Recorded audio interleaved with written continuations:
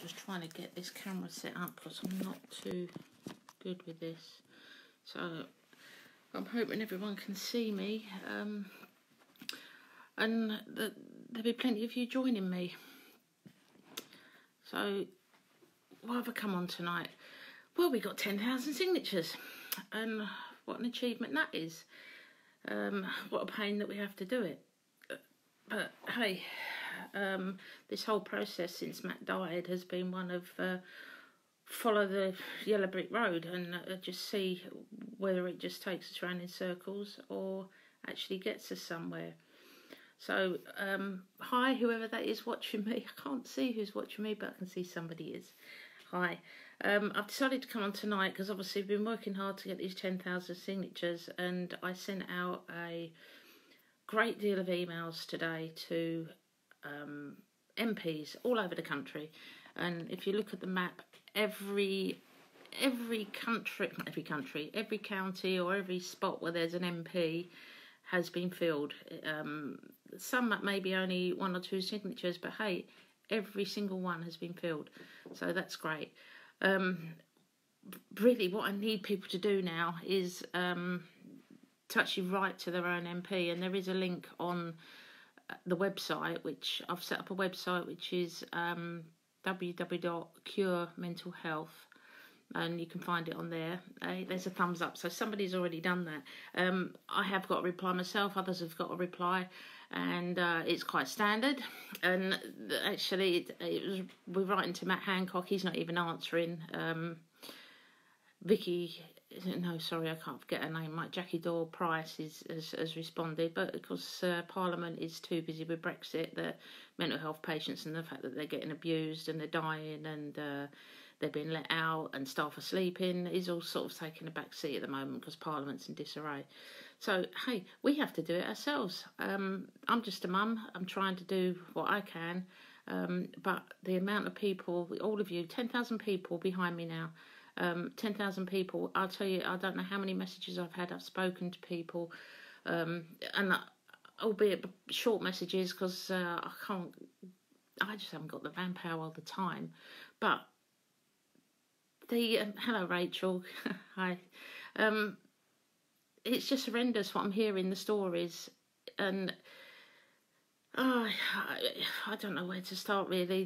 Young girls, 15 in CAMS. She's been abused. She was meant to be watched. Other patients have attacked her. And then she's highly medicated. Another family, their daughter, she was actually medicated in her bed. They're campaigning hard now. They really are, because this poor young girl, she died in a fire. All the staff ran out of the building and left her in her bedroom. And it's these people need to be safe. That was somebody's daughter, somebody's sister, and it's just horrendous that it's happening. And then we get the old age people that are in mental health system. They you're getting old. We're all going to get there one day. A bit of dementia comes in, and there she is. She's in her room. She's trusting everybody. Somebody's gone in. They've took her credit card. They've took her PIN number, which has been written down beside the bed or wherever it was, and they've gone out spending her money. In and out of the ward, whenever they wanted, and, stealing from a pensioner. And this is somebody that you're meant to be able to trust while they're on the ward, looking after her, and they're stealing from their mum, off from this lady's mum. There's no accountability for it. It's just like, hey, these people, they're getting away with it. Where's the training? Where's the education? Where's the care? I just watched tonight, actually, an interesting documentary on mental health care, Italy, Trieste. And there's a young girl. It's 24/7 open doors. You're not locked in, you're not restrained. There's people there to talk to you. If you don't want to be there, you just go somewhere else. You go home. But if you're having a bad time, you can just wander into this place. There's people that will sit, will talk to you. There's things to do. They've set up like a little enterprise. So they've got people with disabilities and people with mental health problems that, they've given them a job so they can work if they want to. And they say the suicide rate has gone down 50%, and it's going down further because people, it's not all about medication. People need talking to. They need just someone to actually give a shit. And sadly, I remember I took Matthew onto the ward.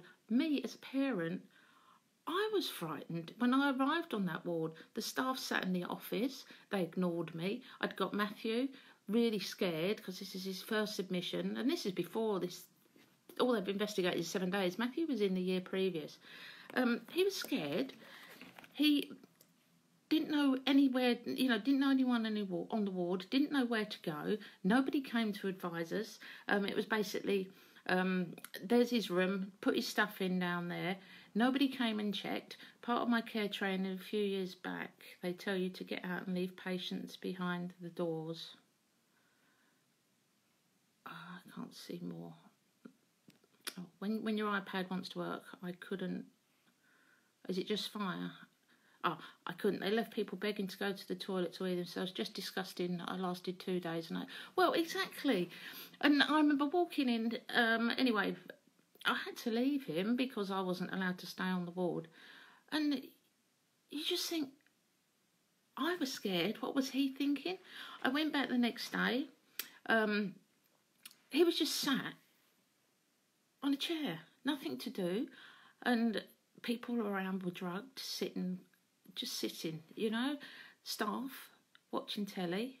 And I remember saying to a staff member, I says, have you got any board games? Is there anything to play? Yeah, they're locked in a cupboard. Well, have you got a key? No. And that was the attitude. Well, it's just, horrendous. I think the second day he said to me, I went in to see him, and a young girl there, she said, oh, Matt, you've got a mum. I never forget her. She was a beautiful kid, and she was 28 years old, and her mum had died. And there she is, stuck in this place, and she befriended Matthew. When I went in the next day, she wasn't there. And I said to Matt, what's happened? Where is she? She was discharged. This story is horrendous because what had happened, a member of staff had abused her verbally, and Matthew filmed it on his phone. The young girl, I won't name her, but she went to her room, and Matthew thought, well, she's gone a bit quiet. And he went to her room, and she had hung herself. He rescued her, he got her down, and then, being Matt, he said, look, I filmed it, and this member of staff did what he did to her, and that's why she's gone and done this. So anyway, they took his phone, and this is at Peterborough Ward, I don't mind saying it, in Clacton when it existed. They took his phone away. The member of staff was given a week's leave. I've just got to look at the camera, sorry. The footage was removed from Matthew's phone, and the young girl was discharged in the community. Well, at the end of the week, because Matthew was so angry, he said, I'm going to bloody kill him for what he's done. Well, wouldn't you? It was just awful. He got off with it. But no, the member of staff came back to work. Matthew was then moved to the Linden Centre. Within a few weeks, the young girl, she came back and she ended up in the Linden Centre with him. And I don't know to this day whether she's survived or not. But all she wanted was a bit of love. And I think that's half the problem is a lot of people, they go in the system. They just want to be listened to. They just want to be held. They want to be loved. And it's not happening. I'll carry on fighting. I don't know where it's going to lead. But to be fair, I've spoken to all these charities that are supporting. Not one is supporting. They're putting... Well, I say that. SANE has been good and Inquest have been good. The others aren't doing an awful lot for me, apart from putting their name up, the odd tweet here and there. Rethink... no, they've refused to come on board today, but I looked and they're very much involved with Parliament and doing their things with the Mental Health Act. Calm, the one mental health charity that I've actually done stuff for myself. Nope, haven't got time to help. Who's the other one? Mind, I'm having a meeting with Paul Farmer. Sadly, he lost his wife today. But Mind, again, I think it's apolitical. I'm just one mum, one son that died, and nobody wants to really get involved. But I intend to use Matthew's death to some good cause, and if he becomes the next Stephen Lawrence and his name gets out there for making changes in this system, then so be it. But I suppose, you know, all of you that are out there listening, and you're going to see this even after tonight, there's only 8 people watching, but yeah, we'll grow. I don't know how you guys can share it out or whatever, but we need to get the message out. I could do with some help on Facebook, guys, because what's happening, I set up different accounts. I've been joining groups all over the world, well, all over England. And it's like, if people are coming in from different areas, I need you to, say someone's in Inverness, hit Inverness and hit the area around it in the for sales or the gossip sites or whatever. Get into all those groups and then share the petition, share it into that area. And if everyone could do that in all their different areas, then it's really useful, because like, I can only join maybe, I think I've joined 200 groups, but I can only post out to so many at a time, and then I get stuck, and then normally it's for a week and I'm blocked, so I open another account, and even Matthew's granddad's now getting involved and he's posting out. So it's just, you know, how are we going to get 89,000 votes by November? I'm no superstar, I'm no film star, and yet someone like Bobby Norris, like on Towie, he can get 150,000 almost overnight for his gay campaign. No one knows anyone famous that, you know, will step in. That's the problem. No, but it's almost like this is a boat no one wants to rock. They know there's a problem with mental health system, the services, what's going on. It's a big, it's massive, this problem. And it's like no one really wants to get involved. We'll all talk men's mental health, women's mental health, work mental health. We'll all talk that, and let's have a chat with everybody when we're out on the street. But hey, come on, let's look at what's happening when people's mental health has actually broken and when they need the help. That's the important bit for me. Okay, yes, we all need help in the community as well, but it's like the whole system is falling apart. Hi, could you PM your details? I'm in contact. Yeah, that would be great. But see, the Channel 4, I'm in touch with a lot from ITV, BBC, all the rest of it. They don't want it unless it's gossip. So if I was to contact them now, Nicola, and say, oh, there's been another suicide at the Linden Centre, they would be interested. They want drama. I didn't catch the rest of your message, so I'll look at that. Sorry, bear with me, guys. Need to clean my iPad. I think I've dabbed it so many times. Let's see more. Come on. Oh, sorry, I've just got to learn how to do this. It's not having it. Oh, I'm a mum. Nicola, great, because then you know how difficult it is to campaign and have people listen to you. I just don't. Well, all I can do is just keep talking. Victoria's helped you. Well, brilliant. Please, yeah, please. I'd love to. I'll talk to anybody that can help, really. You know, I even out in the community. So a lady's contacting me. Her son needs help. He wouldn't take the help, and then when he would, he couldn't get it. And then the police, they're saying, phone the police. It's exactly what happened to me. Call the police. Let's get him under probation. He'll have to take help then. I took my son to court to try and get help for him. I gave a letter to the magistrates and I begged them to have a mental health assessment, because for nearly a year he was having problems. And I think I got told by the social worker, have him arrested if there's a problem before 5 o'clock. And then we can access his records. What bollocks is that? Have him arrested before 5 o'clock. How do you know there's going to be a breakdown before 5 o'clock? And then I'm told later on it was no, because they had no beds. And this is happening now. I met an old man just today. He's been under North Essex Partnership for 4 years. Sorry, for a long number of years, but for 4 years they've lost him off the system because of the merger. So it's only just now he's getting his treatment and his care set up again. Well, how's that good governance? How's that he really can't look after himself. He's got carers and stuff, but he wasn't under the doctors. It's crazy. Messages, my husband, oh, I know. So another lady here that's on, she went for help. From what I'm trying to remember, Holly, is her husband went to one hospital. He was sent to the Derwent Centre. The care just wasn't there for him. And sadly, the inevitable happened. And what comeback has Holly got? What comeback have any of us got? Write a complaint, complain to the trust, then if you're not happy with what we've said, then go to the Ombudsman. If you're not happy with what we said, but that's fine, we're all doing these complaints, every one of us is following that process. They know the process, we don't. We're having to find out the hard way, how the complaint process works. And then what happens? We get nowhere, because you at least want to think, I want to think, learn from what went wrong. And yet, Holly, your husband died in 2012. My boy died in 2012. And now we're in 2019, 7 years on, and still the same things are happening. Only, I think it was January, a young girl, Bethany, she was found hanging on the ward in,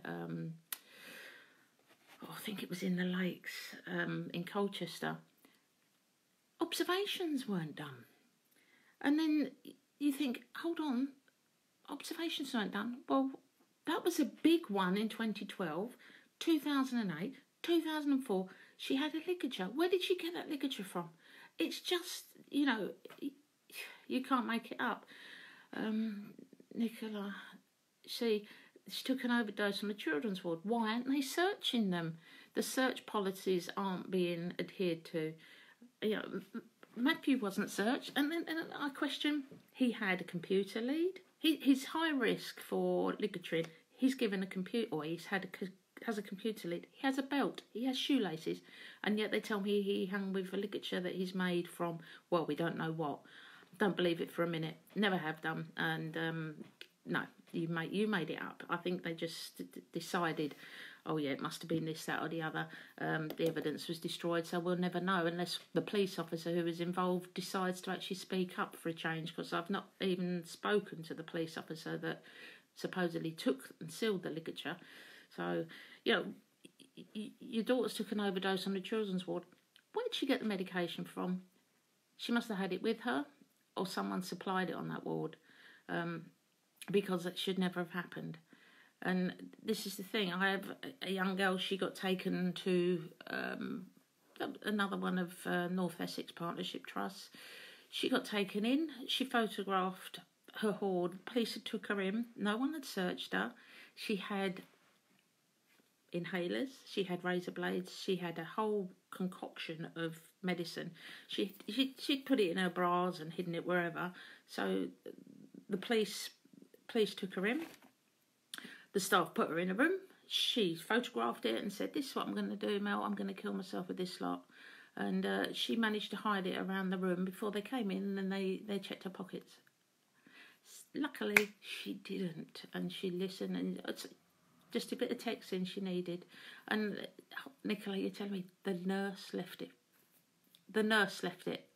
I mean, yeah, you couldn't make it up, could you? It's just something. Did she survive? Did your daughter survive, Nicola? I so hope that you're going to tell me she did and she's all right. I pray that she didn't succeed. So I don't know. I mean, have any of you got any? She survived, thank God, and I hope she's in a good place now. But it should never have happened, should it? It should never have happened. I don't know if any of you got any ideas. Obviously, Nicola's come up, Victoria MacDonald, and how to obviously 3 years. Crikey. Well, something went right if she's okay now, thank goodness. One thing I have learned is that the physical side of Matthew wasn't checked, and a lot of people, you're taken straight in, psychiatrists, loads of them in the room, and you don't think, you think, yeah, they all know what they're doing. But I didn't realise that they were all trainees. They didn't, they're just writing notes. And what I've noticed is the junior doctors, they were writing down all the notes for Matthew, and there's Matthew's Dr. Copacetti. So I complained to the GMC about this doctor. It's been 5 years, the complaint. He was the top man in charge. He is responsible for my son's care. No. They've just thrown out the complaint. They've said to me that the junior doctors were the ones that gave him the medication. They prescribed it. The junior doctors did this. The junior doctors did that. And then they talk about the multidisciplinary team with the nurses. So there was no key worker. There was no care plan. So that's not down to the doctor, it's down to the nurses. But then the nurses, they're all part of a team, so nobody can be held responsible. Not one person held responsible. And this meeting I went to in Manchester, well, it's great. Now what they're talking is just culture. So they're saying the whole, you blame everything on the setup and the policies that are in place, and yeah, it's a just culture now. So if there's a serious incident, we'll all come clean, we'll all tell the truth, we'll all be honest and open, and then we'll learn from it. Perfect world. Yeah, perfect world. I listened to it and thought, just culture, that would be great. Yeah, let's all be forgiving. Sorry, I spilt your coffee and I trod it all in the carpet. Really? Am I going? Do you know what I mean? It's just. I think it's just another way to lose accountability.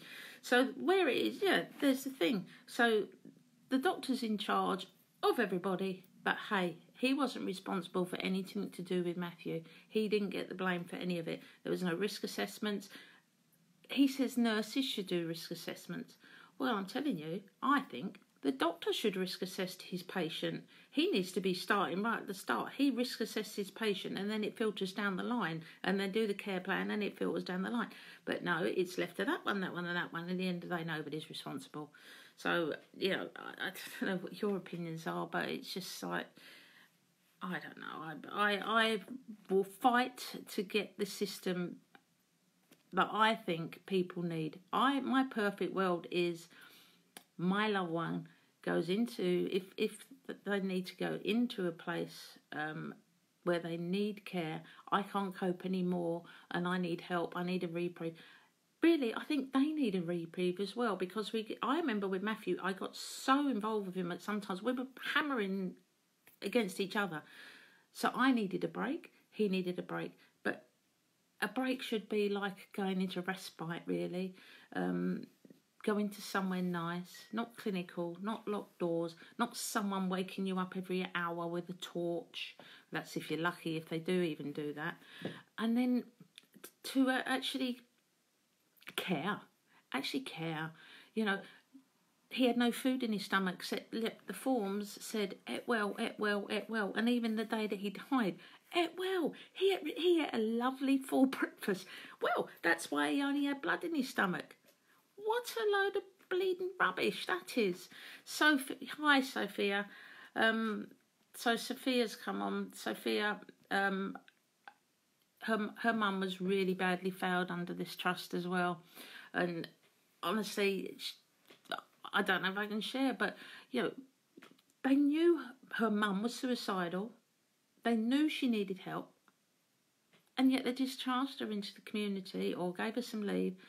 And the inevitable happened. And I've heard it again, where patients are begging. They know that they need help. They know they need to stay in the services, and they're begging not to be discharged. I've had parents that are screaming not to let their child or their young adult, even Sophia's mum, older adult, don't, she needs help. Don't discharge her home. She cannot cope on her own. And what do? Here's the door. Out you go. Knowing full well that something might happen, but then you're not their responsibility. Why? Because I think what's happening is, let's keep the easy patients inside, those that we can drug, medicate. Nobody really gives a monkeys about them, and the harder patients, let's open the door and let them go out. I actually have a recording of a doctor from the Lynn Centre who's telling a patient, you're suicidal, it's not a mental illness, you can do it anywhere, I'm discharging you. How? How can he live like that? How can he sleep at night? Well, I don't know. But I'm damned, I can't sit back and just see it continue to happen. I will fight for every single one of those that have died. I will fight for every single one of those that needs help and care now. And, you know, if there's any whistleblowers that see this, because people will see this after we're talking, I urge you to please come forward, because there's so many of you. I mean, I've spoken to numerous nurses throughout the country who are really just sad with the situation, the system as it is. Unregistered healthcare assistants, some of them probably illegals, working for agencies, coming in, going out, doing double shifts, sleeping on the job. And, you know, the good nurses are leaving because of that, and they're not being listened to. And there's a fear for whistleblowing, because obviously I have experienced it where whistleblowers have lost their job because they've spoken to me. I was actually arrested for publishing a document that a whistleblower gave me. Hey, I took a caution. I have a record for doing something to help other people, whereas everyone else that done all what they did to me has no record whatsoever. That's amazing, isn't it? Because it's really easy to prosecute someone for speaking out. Well, bring it on if that's the way it has to be, but I'm only telling the truth, and anything I publish that's given to me, well, I have to give it to the police now, so yeah, so we have to do it verbally. But yeah, whistleblowers, come forward. You will be listened to. We have the press on our side now. We have 10,000 plus people on our side now as well, so we're not alone. And Pauline, hi Pauline, you lost 2 nephews, ran from hospital, told no beds, and told he wasn't at risk. Different end of UK. Well, Pauline, my thoughts with you as well. You lost 2 nephews. See, one in one family is enough, but 2, you know, it's just, it's heartbreaking. It's heartbreaking. And Pauline, had they got the care they needed, you know, you could probably sit back now and think, you know, if they'd been listened to, if they'd been in bed, same old, and things could have been so different.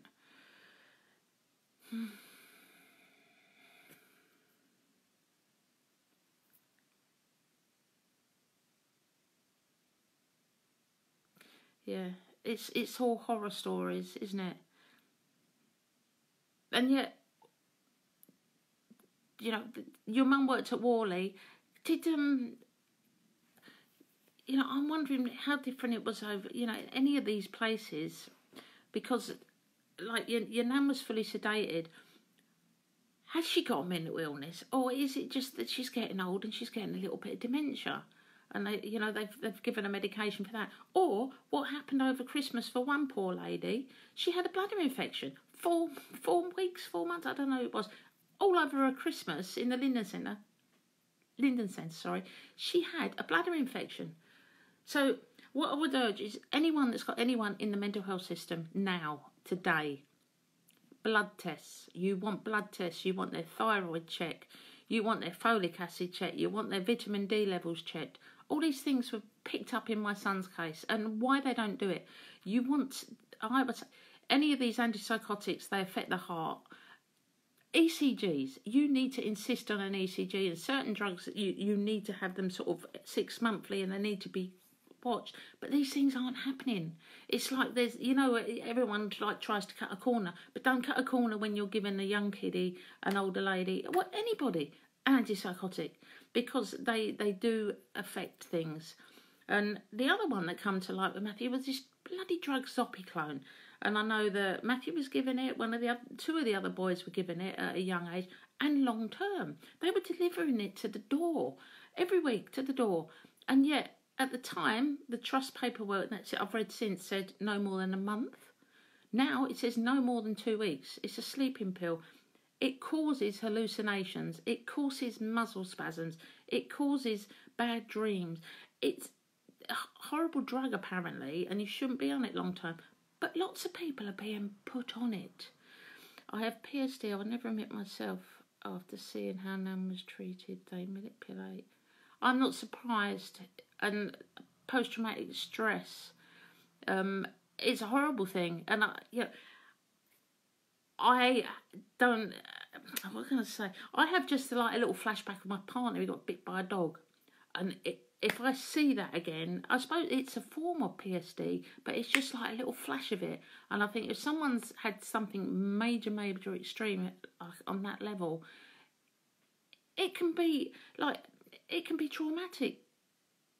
But with me, I don't know if it works for you, Katie, but if I've got something else to take my mind off it, then I can block the thought. And I think after it's talking therapy or some sort of drama therapy. Is it being offered? I don't know. From what I understand, if any sort of therapy at the moment people are struggling to get. I thought it was given Accuphase. It's not legal in under 18s. No, and neither is this Zopiclone.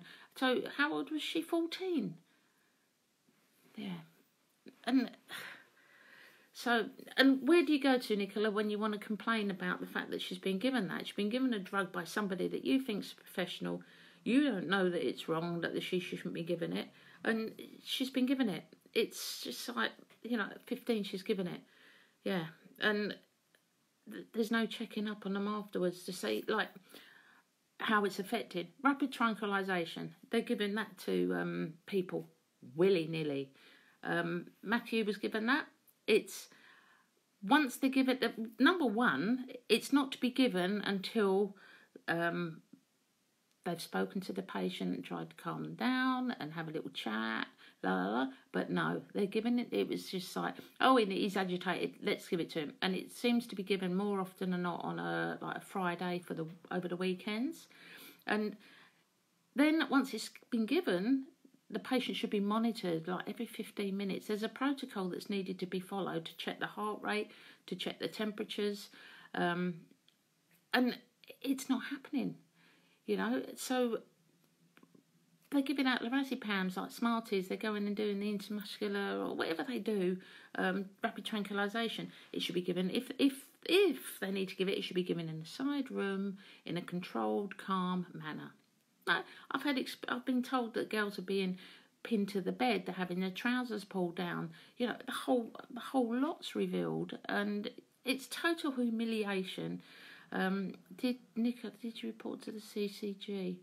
See, I don't know what your experience, Kate, of the CCG is, but I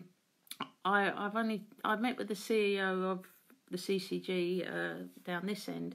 She's now resigned, probably because she knows like things are going on, but they hadn't got a clue what was going on. And I asked them to go in and do an inspection. Well, their inspection was minimal, and it was really reporting on dirty trolley, dirty floor, light bulb out. And no, CCG, I haven't even started on the CCG. So yeah, CCG, if you're watching, you'll be part of this public inquiry as well, because you bought the services of the trust. And I actually spoke to Samantha Hepplewhite, who was the CEO at the time, and she told me a number of years ago she didn't have to give Essex Partnership Trust or NEP the contract for the Linden Centre because it's not owned by EPUT, it's rented. So that contract could have gone out to any other I hate that word, trust in the country to come down and run it. But no, in their wisdom, some sort of money changing hands maybe, they gave them the contract. So I don't know whether it's a 3-year contract and it's due to run out or what it is, but it's there's so much money. Even this, they're trying to say now that it's Essex Partnership Trust, that everything's going great, and NHSI have said that the whole setup's great. No. All I see is we've got a change of management. I think £6.5 million was spent in doing the changeover between the two on staff. Some who left and retired with a nice pension pot, and some who just stepped into another job and got a big wedge into their account. Hey, and let's get rid of a load of documents, let's get rid of computers, let's get rid of a lot of the evidence of how we've been screwing up people's lives for the last 25 years and just killing them off and getting away with it.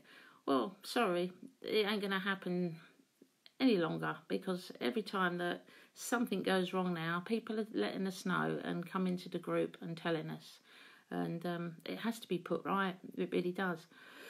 Mel, I'd love to help you fight. You're so brave. Katie, you can help me by getting this Facebook thing put out.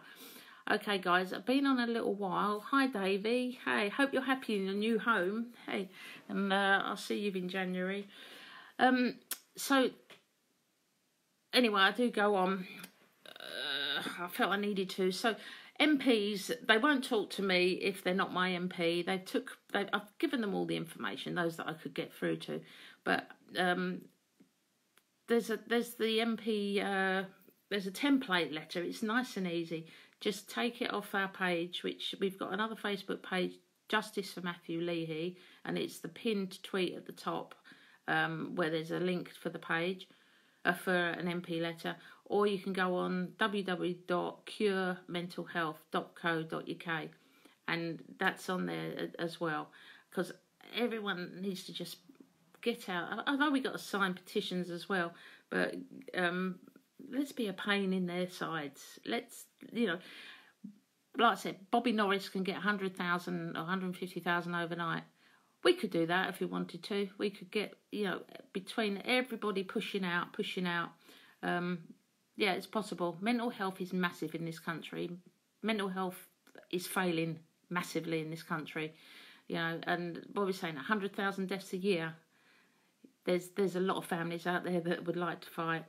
I'll tackle my MP. He hates me. Well, hey, you're not there to love him, are you? Or he's not there to he's there to work for you. And that's what they say. They work for us.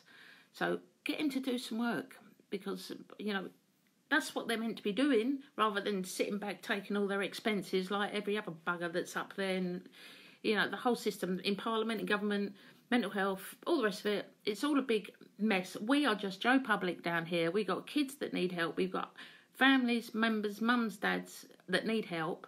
And, hey, we deserve to get it. We really do. If it had been right, I think my boy would still be alive. Your nephew would still be alive. There'd be beds. None of this, we've sold off all the hospitals. Sorry, we've lost all the money. You've got medical directors on £200,000 a year at the moment. It's just ridiculous. It's more than the government prime minister. So they can't tell me. They keep saying that mental health is underfunded, mental health is this, that and the other. You've got agency workers going in, they're getting a call, go up to the Derwent Centre. Some of them are getting up to 50 quid an hour to go and do an emergency sit on a one-to-one patient and fall asleep. It's not right. So I think if enough of us get together, like you said, Nicola, you've been campaigning 3 years. Well, I'm sure, it's something you can't walk away from as well. So maybe you'll join in and we campaign together, and I know there's plenty of other people that want to get involved somewhere. They're all over the place. In Ireland, Scotland, people have been messaging. So I'll let you all go, guys. I don't know if there's something exciting we can watch on telly, but I've just read this: people fixing the world. And I think it's people fixing the mental health system, because one thing I will say, I have found that there's a divide with certain charities, because they say we're only helping learning disabilities and autism, and you're dealing with mental health. Well, I have written to I think it was MenCap, and said, excuse me, but EPUT and these other hospital trusts all over the country, the wards are run the same, and the CQC have gone into the ward for in this area where my son's was, for their learning disabled and autistic. And guess what? They found risk assessments weren't being done, care plans weren't being done, ligature points were still there. So I won't have a divide. I'm saying mental health, but I really mean to encompass the autistic and the learning difficulties, because you all go into the same care pathway, the same people, the nurses move between the different sites, and you need the same safety issues. address, the same as ours, you know, the same as the mental health patients. So, hey, we just work it all together. All right, guys. I'd sit here and talk forever, but hey, I know we've got things to do, and my coffee's getting cold. Thank you for listening. Rant over. Pick an area. I don't even care whether it's your area or where you live. Pick an area, then do a little bomb on the map around with the where they for sales, gossip pages, parent pages in that area, and start getting the petition out. You'll see where if you pick an area, say I've been hitting Devon, that you get that it will go from yellow to orange to red. The more people sign up in that particular area. So yeah, it'd be great. I really could appreciate some help in that respect. I am on Twitter as well. I just did get Sean Fletcher from ITV. He's started tweeting for me, or he tweeted a couple of bits. And Ian Beryl, I believe he's a news reporter.